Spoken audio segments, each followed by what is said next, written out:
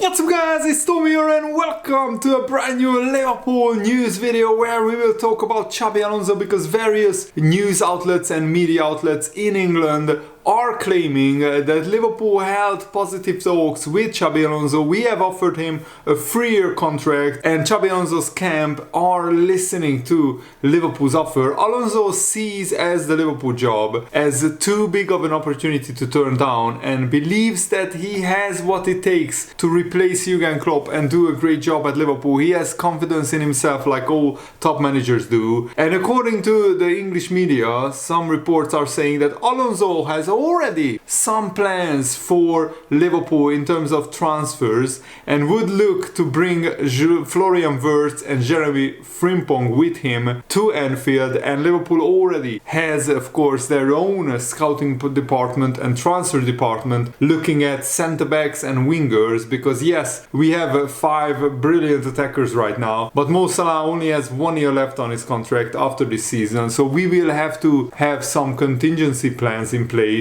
in case Salah leaves either this summer, next summer, or whenever it may be. It's always great to look at transfer targets and for Liverpool to have a short list of wingers that they are potentially interested in if they come on the market. And according to Sky Germany, Xabi Alonso has a verbal agreement with Bayer Leverkusen, and that verbal agreement is that he will be permitted to leave Leverkusen in the summer should the Bundesliga side receive a suitable offer from one of the big clubs or one of the former clubs of Liverpool, of Xabi Alonso, Liverpool, Bayern Munich and Real Madrid are the 3 former clubs of Xabi Alonso alongside Real Sociedad, of course. Sky Germany claims that Bayern and Liverpool may be obligated to pay up to 25 million euros. So that's the maximum that Leverkusen can ask for, which is 21 million pounds in compensation for the services of Xabi Alonso. Of course, that's a lot of money, but for Liverpool, it might be worth it because you get a brilliant, very talented manager like Xabi Alonso. The crucial part is that there is no written exit clause in Xabi Alonso's existing contract. So Bayer Leverkusen in theory could reject all offers from other clubs for Xabi Alonso, but because they have a gentleman's agreement, and probably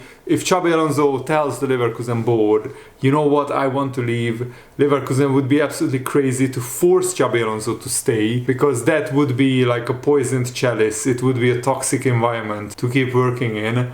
And Xabi Alonso is a man of integrity and he expects Leverkusen to hold their end of the bargain, to hold them to their word as well. If Leverkusen promised Xabi Alonso that he can leave if a big club comes calling, then it would probably ruin Xabi Alonso's mood, and he would want to leave Leverkusen anyway. Alonso has maintained a reserved stance on his future, emphasizing his commitment to Bayer Leverkusen's pursuit of the Bundesliga title. Of course, he can't come out and publicly say that he's interested in the Liverpool job, that he wants to leave, because that would jeopardize Leverkusen's season and it would be a very difficult situation to navigate because of the Bayer Leverkusen players. He wants them to be fully focused on trying to win the Bundesliga title. Bayern Munich are still hunting Leverkusen, even though Leverkusen are in a great position. You know that things can change like this in football.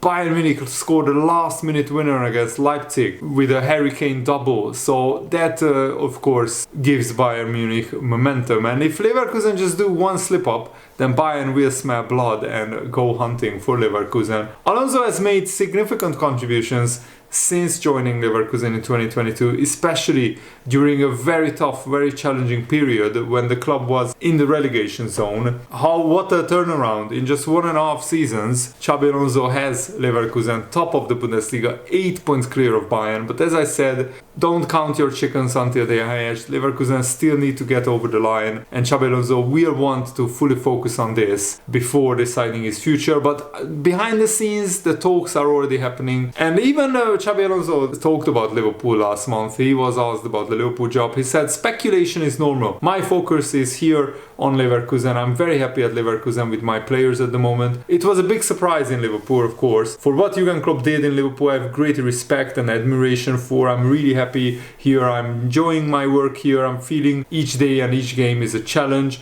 I'm on a beautiful journey in Leverkusen. The next one, I don't know. I'm thinking about where I am right now. I'm in a great place. I'm enjoying this. Saturday is what really matters. I don't really care what is going to happen in the future right now. And he said, regarding the future, I have nothing new to say, when he was asked about the Bayern Munich job a few weeks later. So Xabi Alonso, of course, will keep his cards tied to his chest, and of course the Leverkusen board will also keep their cards tied to their chest. But behind the scenes, there is contingency plans. Leverkusen are already planning for life after Xabi Alonso. They are already thinking about who they might appoint as their next manager, because sooner or later they will lose Xabi Alonso anyway, because he's like the most highly sought after manager nowadays. And Leverkusen are like a selling club in the Bundesliga. They have always been like that. They can't compete with the big dogs for a sustained period of time, for a longer period of time, because of the budget that they have. They amassed a brilliant array of young talents, but sooner or later those young talents will leave, and Leverkusen will need to regenerate their squad. Xabi Alonso will of course ride this wave as long as possible, but I think when the Liverpool job comes up, Xabi Alonso will jump at the chance to grab that. David Ornstein, a very reputable journalist in England, also was asked what is the likelihood of Michael Edwards returning to Liverpool, and if not, who are the names likely to appear high up on the list of alternatives for a new sporting director. Edwards has already turned down the chance to return to Liverpool before, and there has been nothing to suggest he has changed his mind. If FSG is still trying, you would have to presume their executives think there is still a chance of Michael Edwards changing his mind and coming back to Liverpool. All indications are that Edwards is focused on his new company, Ludonautics, consultancy firm, and so it would take something major and quick to alter that. Liverpool would probably have to give Michael Edwards a big control of the football operations at Liverpool Football Club. Liverpool need to appoint their sporting director as soon as possible, for that person to lead the managerial recruitment process. Edwards has no interest in being a sporting director again. It would need to be something higher, maybe more overarching and stimulating for Michael Edwards. And probably after Michael Edwards gets the majority of the football operations, overseeing that, he would actually appoint a sporting director after he is hired. There have been reports that he would demand total control to consider a return to Liverpool. That is not my understanding, however, David Ornstein reports. He was already offered that by FSG when it made the original approach, and he rejected the opportunity. The same with Chelsea, Man United and others. It's more about how enticing the project and proposition are to him for different and a variety of reasons. Or ultimately perhaps Michael Edwards is just happy where he is in life. He's happy working on his consultancy firm, and he doesn't need the high pressure cooker job of working at Liverpool where you have to win trophies every season to be successful. David Ornstein said that the alternatives, Richard Hughes is a candidate, but that might only be plausible if Michael Edwards returns, and other English journalists have reported that Ricky Massara and Florent Ghisolfi are among the other options. And Liverpool need to hurry and need to act quickly and decisively, because obviously this is a crucial appointment, and it's a crucial moment for Liverpool and its history and the future of the football club. David Ornstein was also asked about speculation linking Archie Gray, the teenage sensation at Leeds United, who is a very talented player. He has been linked with Liverpool and other clubs. He said, I would be more surprised if there wasn't any interest in this player, but this doesn't mean he will leave. He just signed a new contract, and even if offers came in, he would choose to stay. Maybe the financial situation at Leeds United is crucially linked to getting promoted to the Premier League. At the moment, Leicester are the front runners, but there are Leeds, Southampton, Ipswich who have as good a chance as anybody to get promoted in second place. And then of course there is the playoffs, and I think if Leeds United get promoted, then Archie Gray probably probably isn't sold because he will play Premier League football. Leeds United won't have the financial incentive anymore to cash in on him, because the Premier League, you get so much money if you get promoted there. But if Leeds United don't get promoted, the vultures are expected to circle and some tough decisions will need to be made, according to David Ornstein. So that is very interesting. And it's very strange that this Michael Edwards reporting, some are saying one thing, other journalists are saying others. It doesn't really add up because journalists are overruling each other. Probably it's games or negotiation tactics from either side. Maybe one is right, maybe the other side is wrong. This is a game of poker maybe between Michael Edwards and Liverpool FC. David Ornstein is used by one side, other journalists are used by the other side to report different things. They want to put pressure on each other. And Fabrizio Romano has noted that Liverpool are likely to keep an eye on potential wingers they could sign. I think they will keep an eye on wingers. This is a position they could cover because they are following some players, sending their scouts to follow and scout some players, maybe a signing from another country, not only in England. For example, in England, the player is appreciated by many clubs, is Pedro Neto. Liverpool, Arsenal, Tottenham have been scouting him for a long time. Liverpool are also following foreign markets for wingers, so that could be one to watch. And then maybe a new centre-back Liverpool want as well. Cover for Mo Salah, I think, is very, very important because Harvey Elliott, Conor Bradley, the players that played there, they are not really right wingers, and even Cody Gakpo, Luis Diaz, even Darwin Núñez, Diogo Jota, they are not right wingers. None of them excel in that position.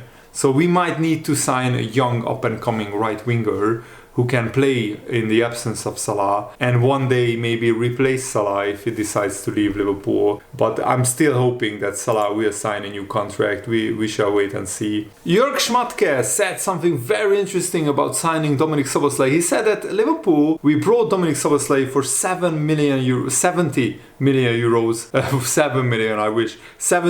euros from Leipzig. And at the time, I said it's too expensive, Jörg Schmatke admitted, which is, I think, a very, very good human trait, that you can admit that you are wrong. From today's perspective, that was a misjudgment on my part, Jörg Schmatke said. The boy was an important player from day one. And I mean, Szoboszlai has been one of the best signings of the season for Liverpool and one of the best midfielders, if not the best midfielder when he played for Liverpool. He was absolutely outstanding, and alongside McAllister and Endo, they totally transformed these three signings, Liverpool's midfield, and Liverpool wouldn't be League Cup winners and they wouldn't be in the title race, in the Europa League, in the FA Cup quarterfinals without these three transfers. And Dominik Szoboszlai has been absolutely excellent, absolutely brilliant. But of course we have a lot of brilliant young wingers coming through. Bobby Clark, who created the most chances against Southampton in the first half. He got his first assist on his 10th game for Liverpool as well.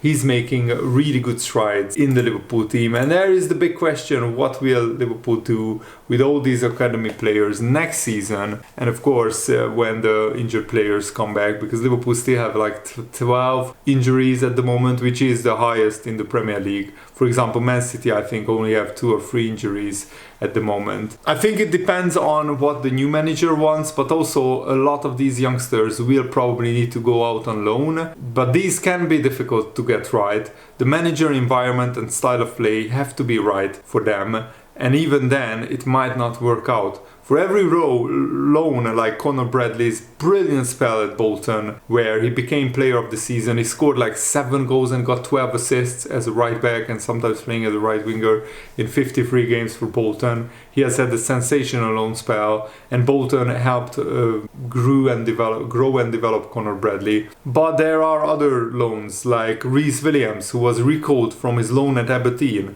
where he only played once this season, in like half a season. So that went absolutely disastrous. I think the likes of Conor Bradley, Jarrod Quansah, Bajcetic, they will probably stay at Liverpool. Maybe even Bobby Clark as well, who is now a really, really good option from the bench. But James McConnell, Jayden Dance, Ben Doak, Kyle Gordon, these guys might get loan spells. I think Ben Doak, if he's fit and available, he could be our backup right winger until we sign a brilliant right winger. But these are really big decisions. Luis Kumas, only 18 years old, he probably needs a good loan spell. But also, sometimes loans don't work out. Sometimes it's better for the young players to play in the youth academy of Liverpool or play in the under 21 side, and first team training with the first team, and the youth academy players joined in with those training drills. Sometimes they can actually maybe learn even more staying at Liverpool under the guidance of the Liverpool Youth Academy setup and training with these world-class players. Because if you go to League 1 or League 2 and you might not play every week, you might actually not develop as well as staying in the Liverpool Youth Academy. So this is a very delicate balancing act that Liverpool have to assess with each and every Youth Academy player. I just wanted to give you guys an interesting insight into what goes on at Liverpool in terms of developing these youth players. I think Liverpool made a fantastic decision taking a photo of the League Cup with all the Youth Academy staff that worked with these players. I think a lot of people have done an absolutely terrific job and an amazing work on these Youth Academy players, and I loved it that Liverpool took a photo with the League Cup trophy and everybody at the Youth Academy, all the staff and also the players. I think it's a great gesture, and these guys deserve a lot of respect and a lot of praise. Train Leone, he's only 16 years old, so maybe men's football is too soon for him. He should probably spend another year at the Liverpool Youth Academy and just give him maybe sometimes a cameo in the League Cup or in the FA Cup. We shall wait and see how Liverpool develop these young players. But the future is bright, the future is very exciting, and I'm really looking forward to it. And I'm also looking forward to reporting it to you guys on Liverpool FC. So thanks for watching, guys. Hope you enjoyed this. Have a nice day. See you later. Goodbye.